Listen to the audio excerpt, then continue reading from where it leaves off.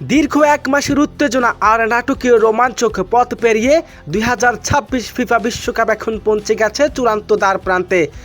48 দলের ঐতিহাসিক রেকর্ড ভাঙার আসর, অসংখ্য চমক আর রোমাঞ্চক পথ পেরিয়ে সেমিফাইনালে জায়গা করে নিয়েছে ফুটবল বিশ্বের চার পরাশক্তি ফ্রান্স, স্পেন, আর্জেন্টিনা ও ইংল্যান্ড। বিশ্বকাপের সোনালি ট্রফি থেকে আর মাত্র 2 ধাপ দাঁড়িয়ে দলগুলো। এখন আর কোনো ভুলের সুযোগ নেই।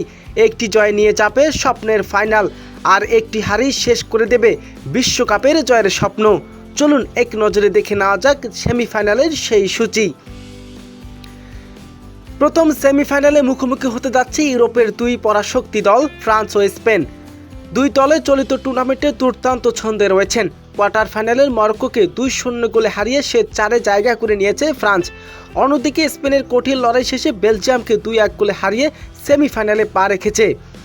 ফ্রান্সের সবার দিকে নজর থাকবে অধিনায়ক কিলিয়ান এমবাপ্পের দিকে। গতি, নিখুঁত ফিনিশিং আর বড় ম্যাচের অভিজ্ঞতা প্রতিপক্ষ রক্ষণ ভাগের জন্য সবচেয়ে বড় হুমকি। এছাড়া ওসমান দেম্বেলের আক্রমণ ভাগ আটকাতে স্পেন ডিফেন্সের জন্য দিতে হবে কঠিন পরীক্ষা। পাল্টা জবাব দিতে প্রস্তুত স্পেন ও স্পেনের তরুণ সেশনের লামিন ইয়ামাল পুরো টুর্নামেন্টের অসাধারণ পারফরমেন্স করে ইতিমধ্যে ফুটবল বিশ্বের নজর কেড়েছেন।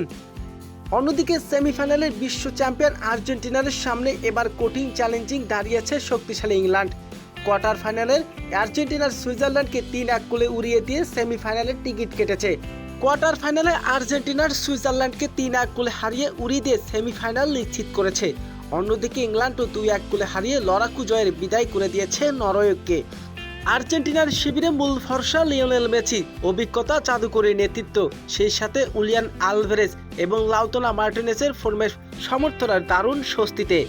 তবে ইংল্যান্ডকে হালকাভাবে নেওয়ার কোনো সুযোগ নেই।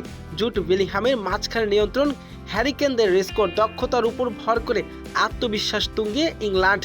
আর্জেন্টিনার টানা জয়ের ধার, ইংল্যান্ডের নকআউট পর্বে কঠিন বাধা পেরিয়ে আত্মবিশ্বাস, সব মিলিয়ে এই ম্যাচের আগে টুর্নামেন্টকে আগেই ফাইনালের ব্যাখ্যা দিয়ে যাচ্ছেন অনেকেই।